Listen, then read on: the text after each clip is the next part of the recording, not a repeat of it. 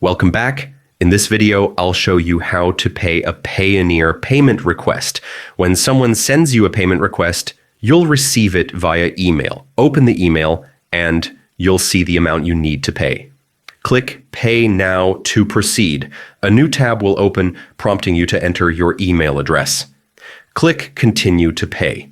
On the next screen, you'll see the details provided by the person requesting payment.